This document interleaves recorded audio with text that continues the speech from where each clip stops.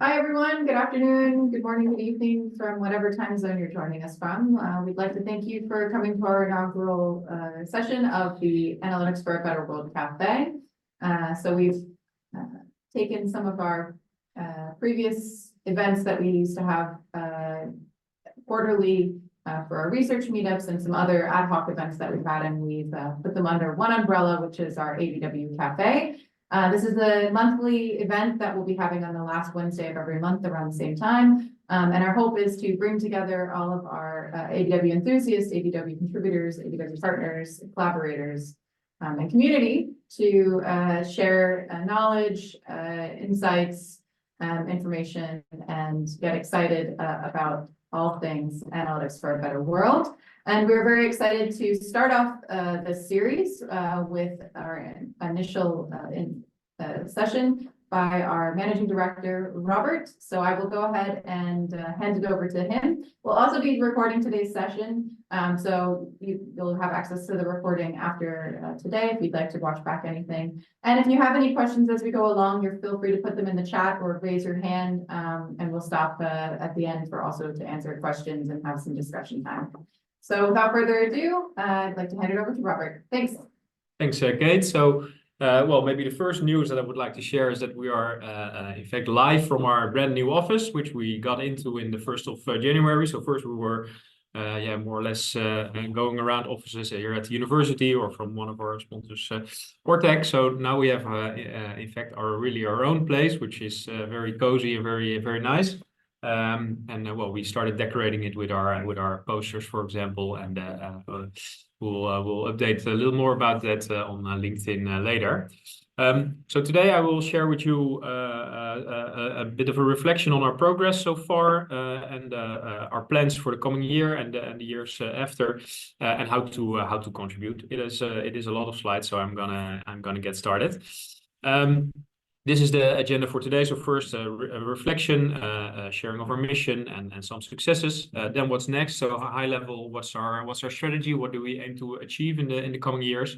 Things that we are looking forward to for the coming year. So what events are there? And what you can do to support either as a non-profit, as a company, or as a researcher. And then at the end, we open the floor for questions and answers, if any, and tips or comments that you might have, or ideas that you might have. So, well, we are, for those who don't know us, I guess nobody, but we're Analytics for a Better World, and we were founded 2 years ago by the University of Amsterdam and Ortec. With the mission to jointly empower nonprofits in applying analytics and contribute by that to the Sustainable Development Goals. And in the last years, we have been accelerating the mission of nonprofits in a few occasions. So one of which we're especially proud is the ocean cleanup. So we help them with analytics to speed up the plastic collection from the Great Pacific Ocean. We have an open source software tool called PISA, and I will get to that in the next slide, but that improves access to, for example, healthcare and wash facilities across the globe. We support with empowering disaster responders to be more effective by applying text mining and machine learning techniques. And there are amazing projects by Dick Den Hertog around combating hunger by optimizing food aid baskets and supply chains, and reducing poverty by optimizing the farmers' purchasing of cattle feed. So a wide array of analytics cases that are very impactful, and we are continuously looking also for new cases. So that is already a shout out to nonprofits that are looking for analytics support. You know where to find us, and please be inspired by these kind of things that we do. So one of the things that has a very broad impact is our open source toolkit called PISA. So that is focused on optimizing both locations and routes for various impact domains. So on the left, you see, for example, Vietnam, where we have supported the optimization of stroke care centers. So where should you place your stroke care center if you have a fixed budget available? In the middle, you see a map of Nepal, where we supported with optimizing the locations of COVID vaccination centra. On the bottom, you see a slum in Kenya, in Nairobi, where we are thinking about, together with the UN organization, how can we most efficiently collect garbage from across. On the top, you see, on the right top, you see a mobile clinic from AMREF, where we supported with optimizing the route these things should take to get to the to remote and rural villages, communities. And on the bottom, you see a water well, and we helped support Red Cross to optimize these in Sudan. Next to these impact projects and research projects that we are doing, we take really a lot of pride and a lot of and find it very important to also share our knowledge, because, well, alone we can do so much. So our time is limited. The technologies we apply are limited also by the time that we have available to develop them, right? So we really want to also share what we know, so raise awareness around analytics, increase the skills globally of analytics at nonprofits, in order to have others also pursue our mission together with us by the skills that we share. So, for example, on the top you see 2 classrooms. So at the University of Amsterdam, where we're currently situated, we have a bachelor and a master's program titled Analytics for a Better World, which shares all the cases which you have seen on the previous slides, to hopefully inspire future generations that are working in the or start their career in the analytics field to also join this movement and applying analytics for social good. On the other hand, there's also a large gap in the current workforce. So we help both in-house at our nonprofit partners, for example, Oxfam, which you see here, to teach about data science, to teach about, in this specific case, data storytelling and data visualization. And on the right-hand side, you see our Analytics for a Better World fellowship. So this year we had a little over 100 fellows from all across the globe. You can see the map there. Basically from all geographic areas we had participants, and yeah, we closed this somewhere in November last year, the 8-week program.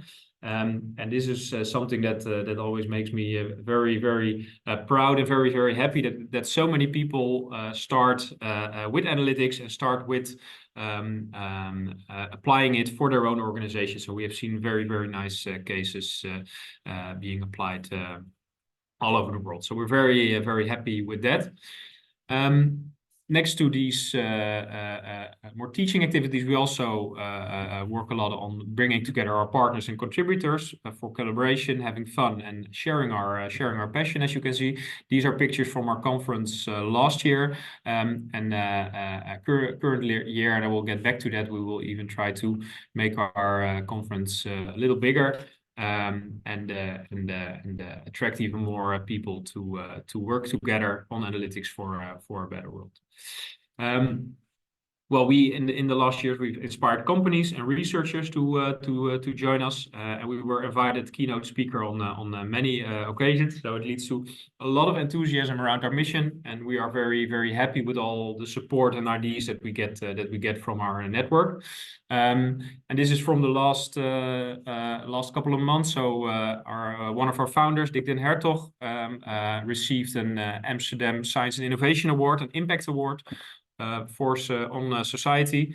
One of our projects, so the Ocean Cleanup project, the PhD student who was working on that from the London Business School received a student paper award, the second prize. We're also very proud of that. And then the ABW courses that I just shared about, so the bachelor and master programs, received also not an award, I must say, I think, but a notable mention by the Financial Times on the change that it is achieving within business school education. Well, in the last year, we've grown a lot in team and in capability. So you see here a few of the pictures with Marta joining the team this year, Kay joining the team, who opened this session by which I'm very grateful for their support and their the new and fresh skills, the other skills that they bring to the team. And on the bottom, well, you see four pictures. Two of them are Marta and Kate, and two of them are the two new supervisory board members who joined our organization, Franca and Jasmijn. And they bring both a non-profit perspective and a more of an exposure perspective, which we're lacking in our board. So and a fundraising, by the way. So we are very happy with that fresh energy to help us grow and help us scale. Well, obviously we are a number geeks, so we boil down our impact into some numbers. So in the last years, we've completed more than 26 projects with 14 nonprofit organizations, and it is done all across the globe, from Timor-Leste to Nepal to Ukraine, Sudan, Kenya, and also in the Netherlands. So this is something that we are very excited of. Then our fellowship of last year. So we had 103 fellows from 55 organizations, and we had a lot of enthusiasm from people to apply. So the application was quite a lot of work, where people really needed to put in a project proposal and everything. So 173 people did that. So it was for us a very hard job to bring that back to 103. Then we have about 4.5 FTE of ongoing research, funded research. So that comprises of postdocs, PhD students, professors that are working on ABW themed research topics. Then we have between 2 and 3 FTE of in-kind staff committed by companies. So that is project staff that is supporting the central team or is supporting our nonprofit partners. And then we have on LinkedIn, I see this is already an old number, so we're already over 3,000 followers, I think. And the newsletter there is also already a little bit up. So by no means a goal in itself, but it is very nice to see that our movement is growing, and that we are having many enthusiastic people that believe in our mission and want to contribute. So what do we do? I think this I've shared already quite a lot before, but we do knowledge sharing and we do research and implementation. So we support nonprofits and nonprofit employees to bridge the analytic skills gap and to help scale their impact. And we on the research and implementation side, we help with if we run into issues, because well, it is also such a novel topic, applying analytics to contribute to the SDGs. We set up research projects to extend the boundaries of our knowledge to push the applications a little bit further.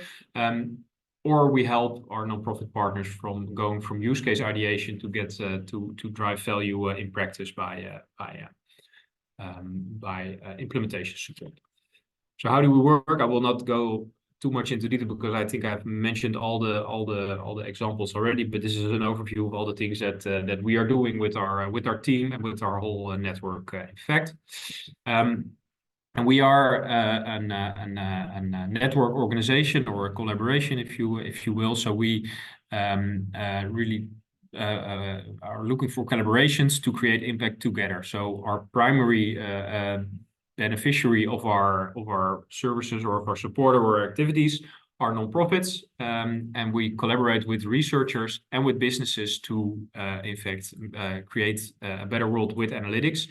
And so why do we combine research and business? Is because we have seen that whilst there is many very interesting research and very good research going on between nonprofits and researchers, we also see that these end up with a prototype, and nonprofits find it difficult to get these things implemented into practice, which is why we also brought businesses into the mix and help support also this implementation efforts.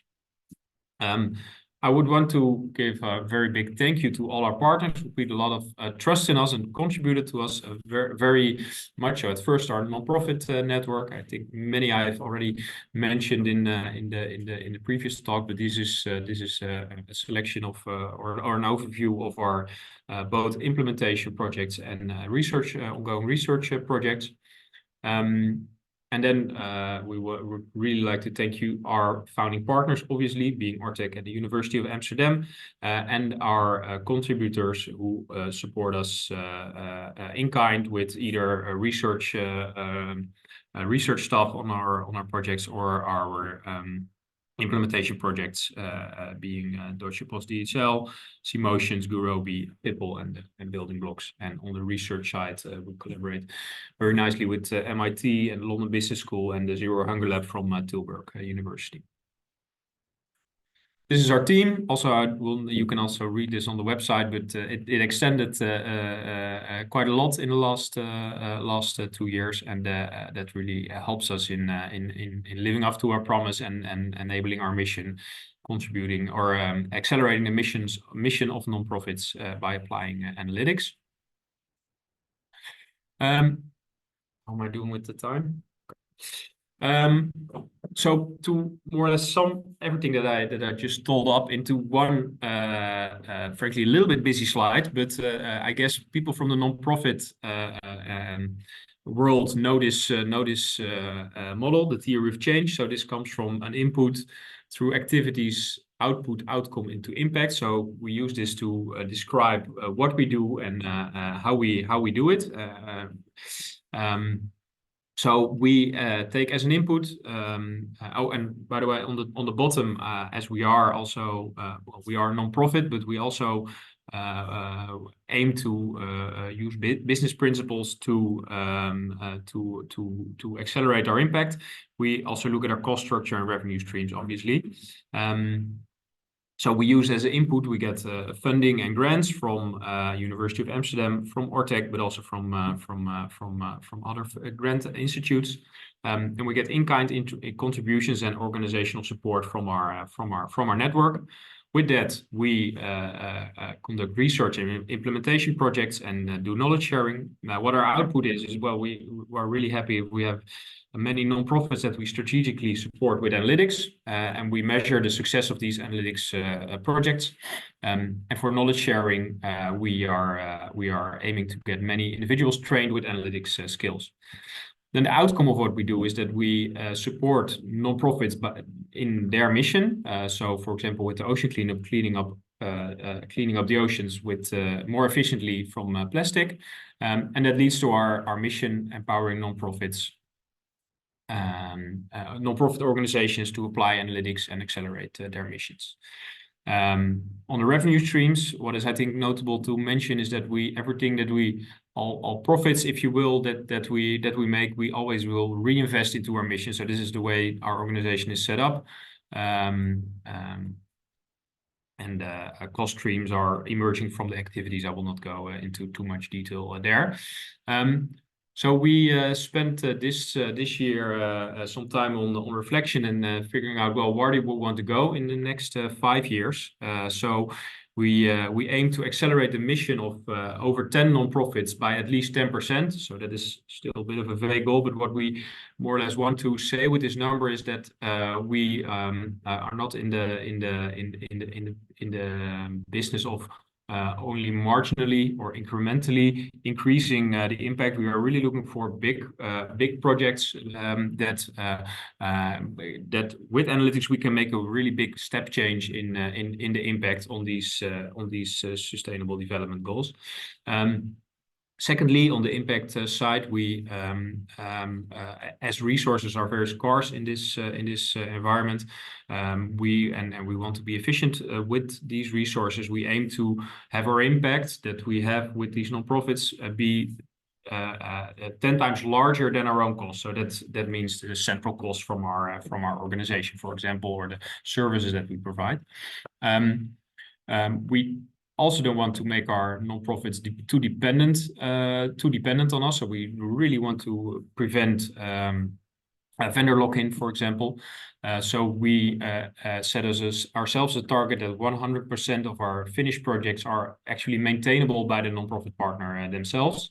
Well, I shared about the fellowship that we have, which is currently 100 persons a year, but the skills gap is a lot larger. I think it's globally 1.5 million maybe from the data.org report. So we aim to set up an ABW course as a massive open online course. So for example, on Coursera or edX on the long run, to educate a lot more practitioners and nonprofit leaders on analytics and how to apply it for their organization. Then on the bottom, you see two things that enable our impact or our proof of our impact. So we are looking for more sponsors. So with currently University of Amsterdam and Ortec supporting us, we are looking to extend that group of funders to at least 10 in a mix of cash and in-kind sponsoring. Why 10? Because, well, if one leaves, then you just lose 10% of your funding. So we want to grow into a more sustainable and a more secure funder base. We slowly will increase the amount of research that we are doing from external grants. Look for donors and grants on the nonprofit side. As is also currently ongoing, we also aim to get revenues from the services we provide, also to again come into a sustainable business model. Then on the exposure side, we are not for the sake of winning awards, but because we want to make an actual impact, also recognized by others. So we aim to win an big NGO Impact Award, to be defined which one. So if you have recommendations, feel free to point us towards them. And we would love to be a keynote on the AI for Good conference, for example, and also be invited into more popular media. The strategic team. So from an ecosystem perspective, on the longer term, so if we are looking at how the situation is currently, which you see in the as is column to the to be column. So we would instead of being the new kid on the block and scratching the surface a little bit in the last years, we are aiming to become a fully valued ecosystem member in this whole Analytics for a Better World theme. Currently, our scope from a network perspective is, I think, maybe a bit more from the Netherlands side. So we would want to grow in 5 years' time to be a lot more global organization. And on the organization side, from a starting up organization to a sustainably funded one. On the impact side, so we were exploring in the last 2 years. So from ad hoc responding to individual needs of donors, we want to get into more in-depth relations and not only focus on consulting and services projects, but also more on products and strategic roadmaps and longer term relations that we have. So we identified a few strategic actions, and for the coming year, our focus is going to be on funding and on growth, and on conducting impact projects with our partners. Strategic roadmaps with nonprofits is a supportive activity, same as Academy Scale Up. So we're looking for grants to help us scale up this academy, and exposure we use as a supporting action for both finding new impact projects and our funding. So for the coming year, what are we looking forward to? First of all, we have our ABW fellowship program that we will repeat this year, and we'll walk through the timeline and the schedule. So in 2 weeks' time, we will open the call for applicants. So that will be a lot earlier than we used to do it. I think last year it opened around June or July. So now we have a longer period of time for everybody who wants to join. Then application closes on the 10th of June, and we take a month to review all the applicants and select the most promising ones. So people with the best fit with regards to their background, but also the most impactful projects that they bring. So we announced the cohort in July. Then we kick off the fellowship after summer, Europe summer. And this will be kicked off in September, and then we close it again at more or less the end of November. And then we hope to see many happy faces, like you also see on the right of this slide, yet again in our program. Then we have, as Kate mentioned, we have our ABW Cafe, which is going to take place every last Wednesday of every month. So the last Wednesday of every month, not every Wednesday of every month. From 5 to 6, and next time one of our highly appreciated colleagues, Joachim, will share about what are optimal locations and showing the power of optimization. And this is going to be a lot about the PISA toolkit that I have shared previously. Then we have our annual conference coming up. This is going to be the 14th of May. So everybody take out your calendar and write it down. So this is going to be hosted from the University of Amsterdam, from the Impact Hub that we're currently in. More information will come. So we share that on our newsletter, on our LinkedIn, and on our website, obviously. But this is already for the calendars. What we aim to do with this conference is bring together our 3 target groups, share our insights of the last years, share our success stories, and also hopefully set up new partnerships, get new organizations on board to help drive our mission. Well, we're obviously also very much looking forward to delivering impact with our nonprofit partners. So we have continued projects starting a project with Oxfam. We're exploring many interesting topics with Médecins Sans Frontières. And we have with several UN organizations also very nice research projects lined up. So we are very, very happy and looking forward to the trust we get from these organizations and the impact that we will be creating together in the coming years. So what if you want to contribute to everything that you've heard before? There are a few options. So as a nonprofit, we are very open to hear your analytics challenges. So share them with us, reach out to us. I will share contact details at the end of this presentation. If you're a researcher, you're very welcome to join our community and join our meetups. And as a business, we are really looking for you to contribute to our organization and our projects from either funding or from an in-kind perspective. So for companies, so why should you contribute? So, we are looking for funding, for people with skills, for technology, and for resources. And what do you get in return from us or from this collaboration? We really see this as a mutually beneficial relationship. So you get the opportunity to give back through very meaningful CSR efforts. And I can only tell from experience myself working at Ortec before I started in this role, that it is a very, very nice way to contribute your skills and to enable your employees to do these kind of things. Well, you directly and efficiently contribute to a better world with your core capabilities, being analytics, engineering, AI, the whole spectrum. So if you have these skills to offer, feel free to send me a message. You become part of this global community of researchers, companies, and nonprofits. It will lead to more inspired and more happy employees. Positive PR, which is not a goal by itself, but it's always nice to be sharing these very inspirational and nice stories also with your own stakeholders. And you will get also access to talent and students within the projects that we do together.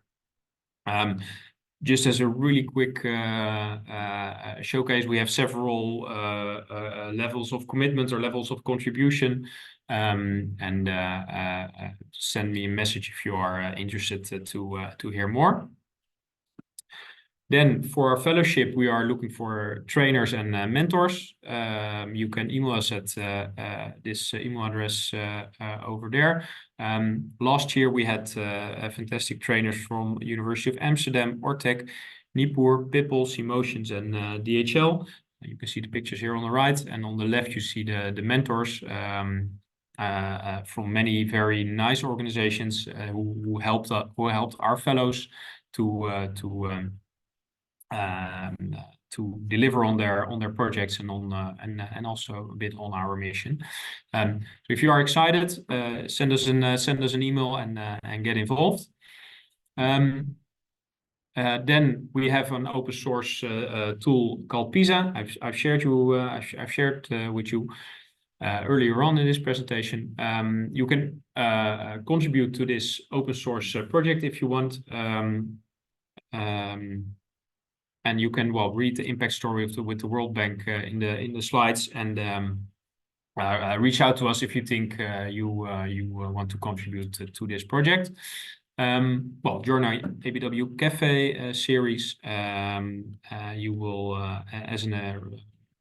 get emails about this if you register to our newsletter. And you are more than welcome to obviously come to our annual conference. Which is also hosted virtually. And that is my walkthrough. I'm a little bit faster than scheduled, but I would like to thank you for coming. You are more than welcome to join our community to raise awareness around analytics and share our impact stories. You can do that either through our LinkedIn or through our newsletter. You will receive the links afterwards. And if you are from a nonprofit, a researcher, or a company, you are more than welcome to discuss next steps with us on hello@analyticsbetterworld.org, or my own email address, robert@analyticsbetterworld.org. And then for now, please, we're very curious to hear your thoughts. So we already have a question online. Okay. Christina would like to know what kinds of consultant projects have we been doing up to this point, and what kind of clients do we have? Yeah, so that goes back to the logo slide that I shared. So the clients that we have are several UN organizations, the Red Cross, the Ocean Cleanup. We're working with Oxfam, with Médecins Sans Frontières, those kind of organizations. Was that the whole question? Also, what kind of projects? But I think you mentioned that in the beginning. Yeah. Okay. Ryder would also like to say that it was a good story and to keep going. Are there any other questions online? Feel free to also raise your hand if you'd like to. Yeah, Felix, please. Just a very quick one. You talked about the vision of developing software solutions and products. Is this about PISA, or are there any other ideas, certain kind of solver software, general purpose software that you want to provide on an, I suppose, open source manner? So we are, we have, so PISA mainly, indeed. That is our flagship open source project, if you will.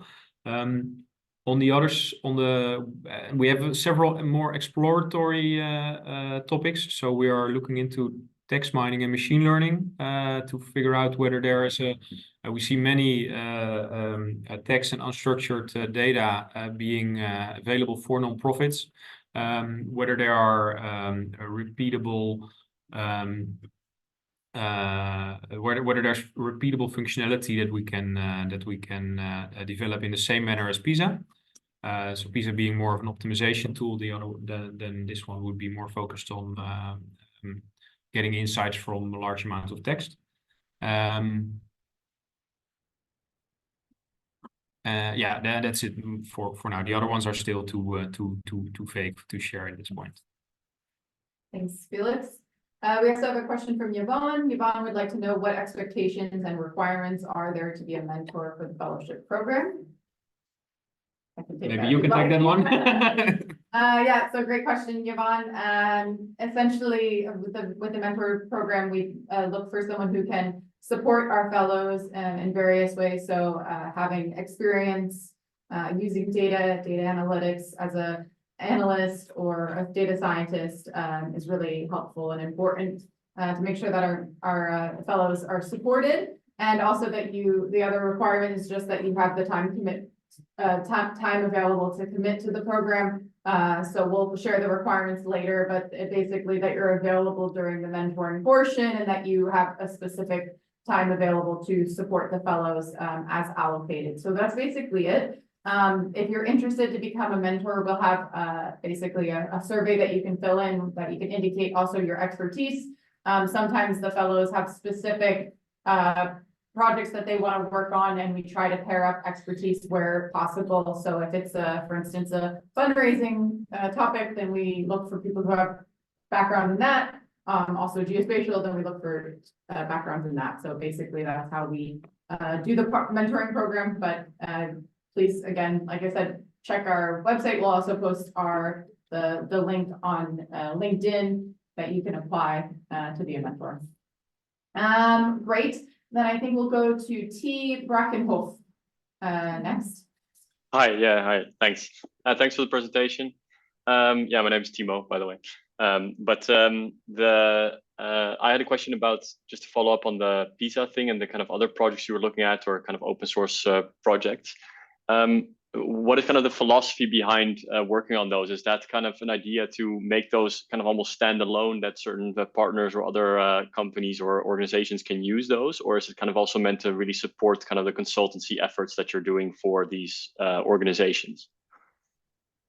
Yeah, so both. I think on the long run, but that is still, to be honest, quite far ahead. But to make them more standalone and self-service. Currently, it is a way that it really speeds up. Yeah, exactly. Our own efforts, and we're also, for example, in the fellowship, we also teach about this tool, right? So that the people that are in the fellowship are also enabled to use it themselves. But it is a tool that requires obviously a lot of expertise before making effective use of it.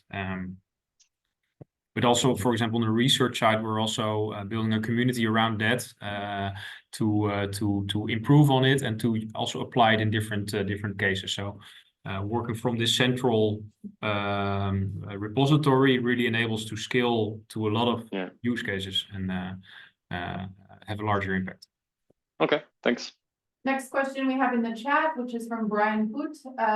He says that there are companies that are looking at multi-story greenhouses to increase the production of food. Is this something you are looking at? Are you looking at something like this? I need maybe a little bit more context, so I'm not sure, Ryan, if you can elaborate, if you're willing to. Well, the concept is to build a structure with multiple stories on it that allow you to produce food basically year round, I think. And okay, and what is then the analytics challenge in that? How to make it profitable. Okay, yeah. So what we if they are a non-profit, so we only work for non-profits, NGOs. If it is a for-profit company, then we trust that the analytics market, where there are many service providers, will solve those challenges. So we deliberately focus on non-profits because they have less access to these kind of skills that we offer. Great, thanks. Let's go to Mehran. Sure, thank you. Thank you for the presentation. I think my question is coming from perspective of folks and corporations looking potentially to collaborate. My question was just in terms of skill sets and the types of projects that are like very high priority and urgent to you now. are there specific types of folks that you're looking for?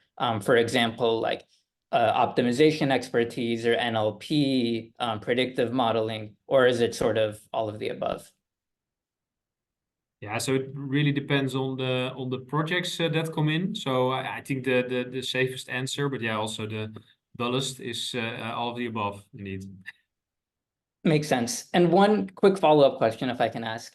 Yeah, sure. In terms of like driving impact for your nonprofit partners, one challenge is developing like the analytical tools, in terms of like software that does more of the analytical mathematical sort of work. And the other piece is like, how do you develop the software that now your partners can go and take this and run with it, so they're actually driving impact continuously long term. So kind of like a self-serve tool. How do you view your organization's role, kind of breaking it apart in this way? Yeah, I guess to do both, right? So we are, and that is, I think, also highlighted in this fellowship that we do. So we also take a lot of pride in enabling others to drive our mission and to create this impact. It is not that we would want to do everything ourselves, if that is what you mean. Makes sense. Yeah. Thank you. Thanks for the questions. All right, do we have any other questions? Any questions?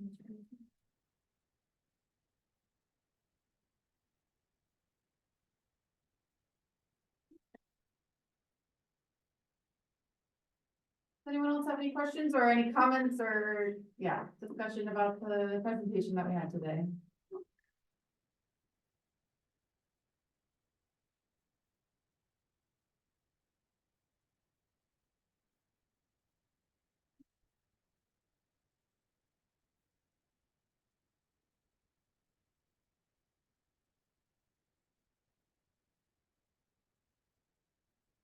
I see one from Christina. She's asking if we see demand for projects around communication analyst specialist. And what exactly is a communication analytics specialist? Maybe Christina, if you can elaborate. Give some context. She's still.